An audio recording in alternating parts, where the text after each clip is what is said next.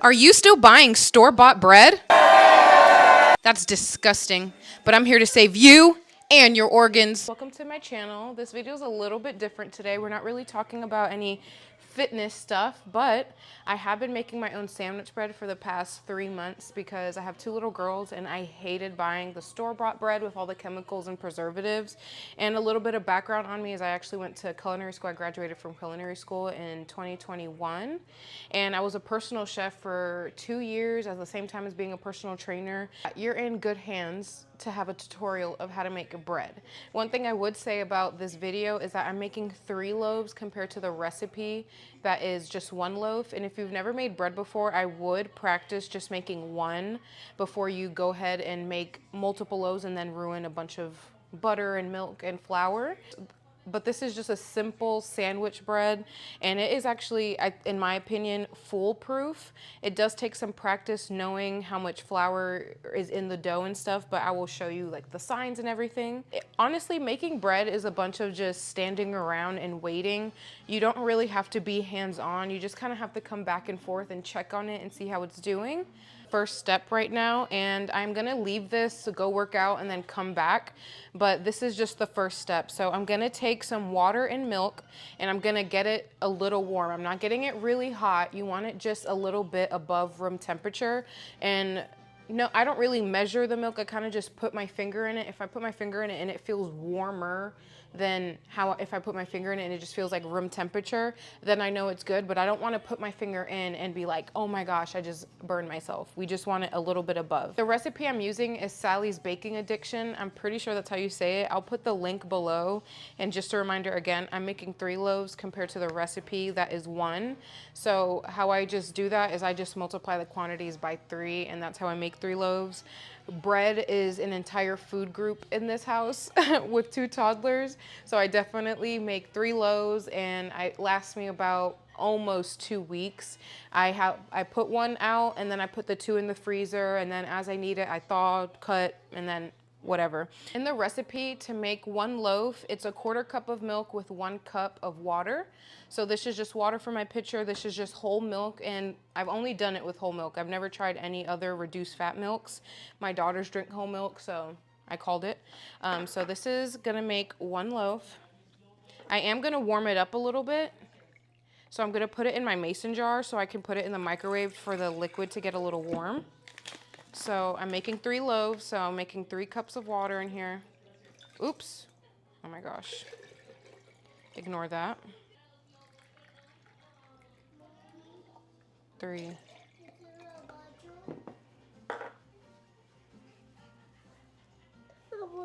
I love you. It's again 3 loaves and 3/4 cups. 1. Wow, 2, 3, okay? And that's all the liquids. And I'm gonna put this in the microwave to get a little bit warm. I do wanna say I don't wanna tell you how long to put it in the microwave for to get warm because every microwave is different. It up for 3 loaves, so I have much more liquid than someone would for 1 loaf. So again, just test it with your finger.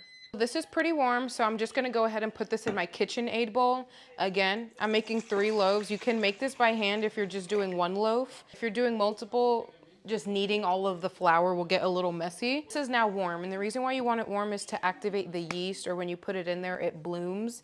And I'm just using this Fleshman's Active Dry Yeast. Like 1 loaf of bread, it's 2 1/4 teaspoons, but since I'm making 3, I'm gonna do 6 teaspoons and then 3/4 teaspoons of yeast.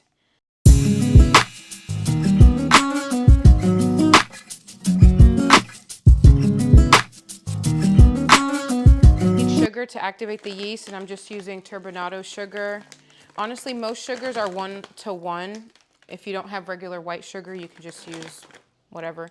2 tablespoons for 1 loaf, but since I'm making 3 loaves, I'm doing 6.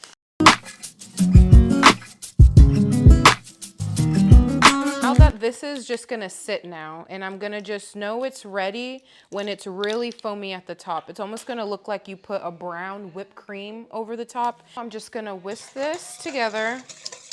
I just wanna make sure all the clumps are gone and the liquid is all mixed together. Just gonna put a lid on this and then I'm gonna go work out. When I come back, it should be all foamy at the top.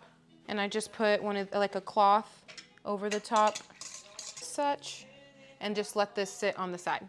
What you do need is softened butter. I usually just let it sit out at room temperature while that is foaming up. And again, I'm gonna go work out. So by the time I come back, this will be soft, because you don't wanna add this into the dough rock hard, because it's not gonna knead into the dough like it needs to. And especially if you use like a KitchenAid or something and you put hard butter in there, you're just gonna be like rotating the blocks of butter within the KitchenAid. So make sure it's really soft, almost spreadable. So for one loaf, it's 4 tablespoons of butter, but since I'm making 3 loaves, it's gonna be 12. This stick in that portion, to allow it to get soft faster, I do cut it up, because it's gonna take this brick a lot longer to get soft if it's whole versus if I just dice it. The smaller pieces can come to room temperature faster. I'm just gonna get a bowl like this and start slicing. It really doesn't have to be all the same size, as long as they're just smaller pieces than the whole butter stick. And I will just have this sitting right next to the KitchenAid bowl, and we will be back later. Finished our workout, and I'm gonna show you what I mean by the foamy top with the bread. It is kind of gross, if I'm being honest. So very foamy on top. You would literally think you put like curdled whipped cream on there. So the next ingredient we're putting in here is bread flour.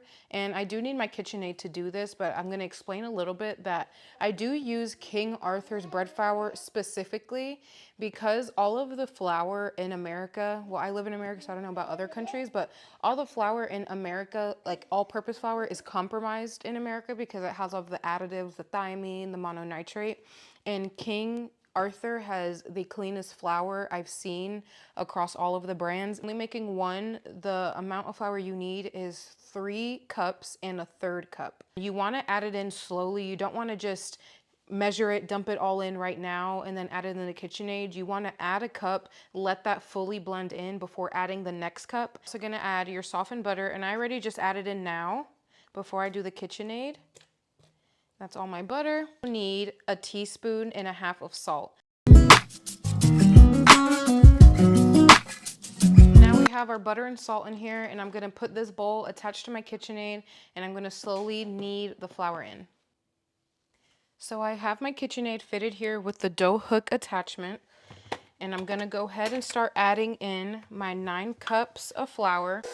So this is what it looks like after having the 9 cups of flour in there. It's still super wet and sticky, and you want all of the dough to be coming off of the bowl and almost like one clean ball of dough. So I'm gonna add 3/3 cups of flour in there to finish up the kneading process. 1.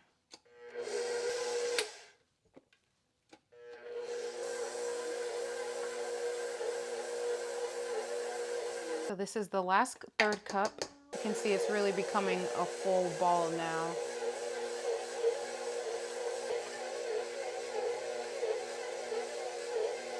We're done with the KitchenAid attachment, and I do want to flour my surface just ever so slightly. We don't want to add too much more flour into it because then we still want our dough to be soft and fluffy, okay? So you can see that how I know my dough is done is if it's not sticking to me, but it's enough where it's still moist, okay?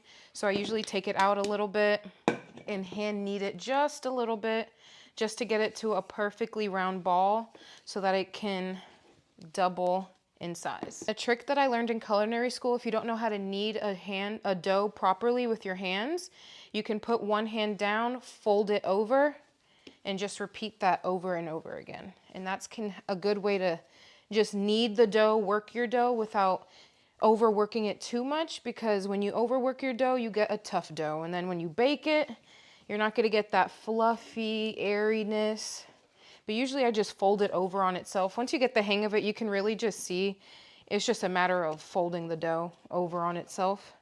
And usually I just go until it's like smooth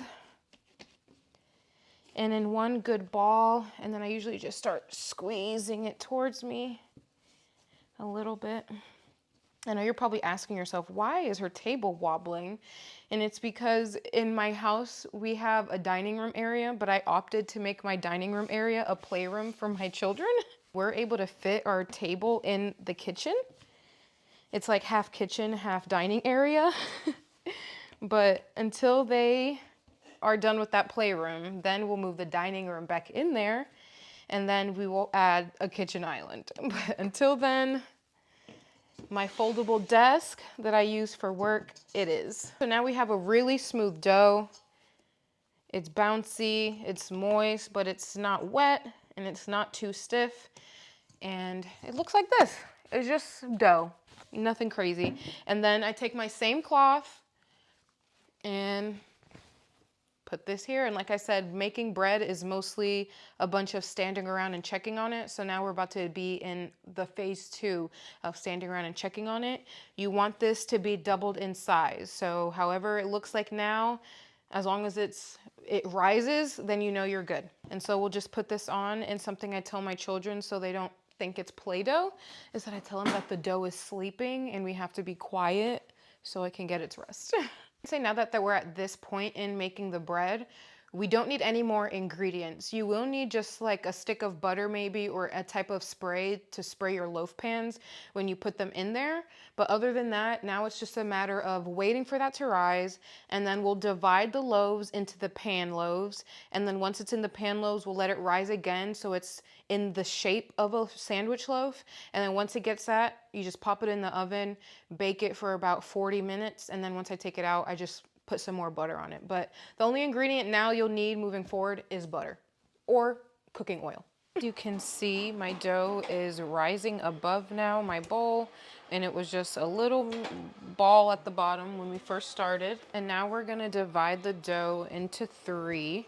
So just like we multiplied the recipe by 3 to make 3 loaves, we're gonna divide it by 3 now. Get a scale, loaf pan down, tear it out so it says 0.